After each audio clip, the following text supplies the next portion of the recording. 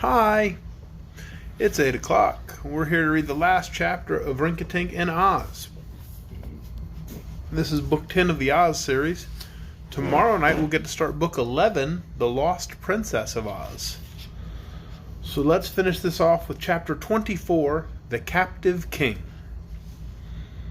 One morning, just as the royal party was finishing breakfast, a servant came running to say that a great fleet of boats was approaching the island from the south. King Kitticut sprang up at once in great alarm, for he had much cause to fear strange boats. The others quickly followed him to the shore to see what invasion might be coming upon them. Inga was there with the first, and Nikobob and Zella soon joined the watchers. And presently, while all were gazing eagerly at the approaching fleet, King Rinkitink suddenly cried out, "Get your pearls, Prince Inga, get them quick!" "Are these our enemies, then?" asked the boy, looking with surprise upon the fat little king, who had begun to tremble violently. "They are my people of Gilgad," answered Rinkitink, wiping a tear from his eye. "I recognize my royal standards flying from the boats. So please, dear Inga, get out your pearls to protect me."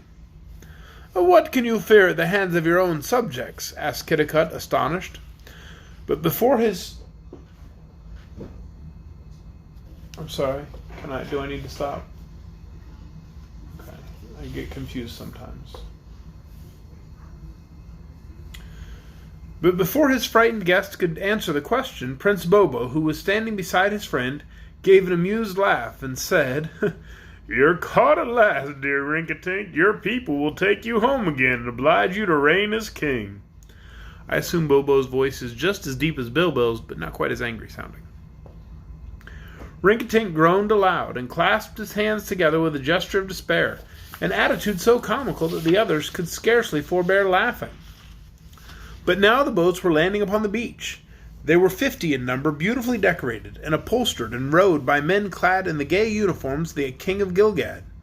One splendid boat had a throne of gold in the center, over which was draped the king's royal robe of purple velvet, embroidered with gold buttercups. Rinkitink shuddered when he saw this throne, but now a tall man, handsomely dressed, approached, and knelt upon the grass before his king, while all the other occupants of the boats shouted joyfully and waved their plumed hats in the air.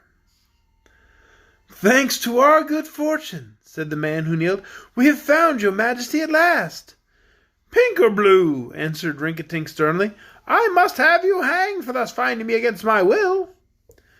"You think so now, your majesty, but you will never do it," returned Pink or Blue, rising and kissing the king's hand. "And why won't I?" asked Rinkitink. "Because you are much too tender-hearted, your majesty." It may be," agreed Rinkitink sadly. "It is one of my greatest failings, but what chances have brought you here, my lord Pink or Blue?" "We've searched for you everywhere, sire, and all the people of Gilgad have been in despair since you so mysteriously disappeared.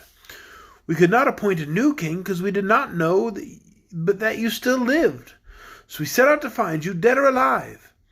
After visiting many islands on the Nonestic Ocean, we at last thought of Pingaree, from where come the precious pearls, and now our faithful quest has been rewarded." "And what now?" asked Rinkitink. "Now, your majesty, you must come home with us like a good and dutiful king and rule over your people," declared the man in a firm voice. "I will not." But you must, begging your majesty's pardon for the contradiction."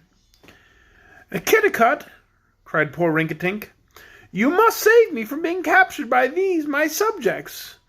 What, must I return to Gilgad and be forced to reign in a splendid state when I much prefer to eat and sleep and sing in my own quiet way? They will make me sit on a throne 3 hours a day and listen to dry and tedious affairs of state. And I must stand up for hours at the court receptions till I get corns on my heels, and forever must I listen to these tiresome speeches and endless petitions and complaints." "But someone must do this, your majesty," said Pink or Blue respectfully. "And since you were born to be our king, you cannot escape your duty." "'Tis a horrid fate," moaned Rinkitink. "I would die willingly rather than be a king if it did not hurt so terribly to die." "You will find it much more comfortable to reign than to die. Although I fully appreciate your majesty's difficult position, I'm truly sorry for you," said Pink or Blue. King Kitticut had listened to this conversation thoughtfully, so now he said to his friend, The man is right, dear Rinkitink. It is your duty to reign, since fate has made you a king. And I see no honorable escape for you. I shall grieve to lose your companionship, but I feel the separation cannot be avoided. Rinkitink sighed. Then, said he, turning to Lord Pinkerblue, in 3 days I will depart with you for Gilgad, but during those 3 days I propose to feast and make merry with my good friend King Kitticut. Then all the people of Gilgad shouted with delight and eagerly scrambled ashore to take their part in the festival. Those 3 days were long remembered in Pingaree, for never, before nor since, has such feasting and jollity been known upon that island. Rinkitink made the most of his time, and everyone laughed and sang with him by day and by night. Then at last the hour of parting arrived, and the king of Gilgad and the ruler of the dominion of Rinkitink was escorted by a grand procession to his boat and seated upon his golden throne. The rowers of the 50 boats paused, with their glittering oars pointed in the air like gigantic uplifted sabers, while the people of Pingaree, men, women, and children, stood upon the shore shouting a joyful farewell to the jolly king. There came a sudden hush, while Rinkitink stood up, and with a bow to those assembled to witness his departure, sang the following song, which he had just composed for the occasion. Farewell, dear Isle of Pingaree, the fairest land in all the sea. No living mortals, kings or churls, would scorn to wear thy precious pearls. King Kitticut, 'tis with regret I'm forced to say farewell, and yet abroad no longer can I roam, with 50 boats to drag me home. Goodbye, my Prince of Pingaree, a noble king sometime you'll be, a long and wisely may you reign, and never face a foe again. They cheered him from the shore, they cheered him from the boats, and then all the oars of the 50 boats swept downward with a single motion and dipped their blades into the purple-hued waters of the Nonestic Ocean.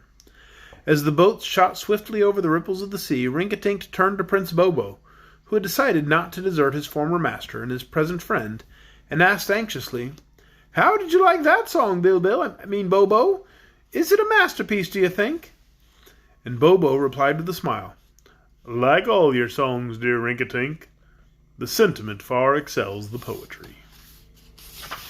And that is the end of Book 10, Rinkitink in Oz. Tomorrow night, right here at 8 o'clock on Facebook Live, we're going to start Book 11, The Lost Princess of Oz. I got to tell you, Rinkitink so far has been my favorite book in the whole series. I liked it a lot. So I hope The Lost Princess just builds on that and is even better.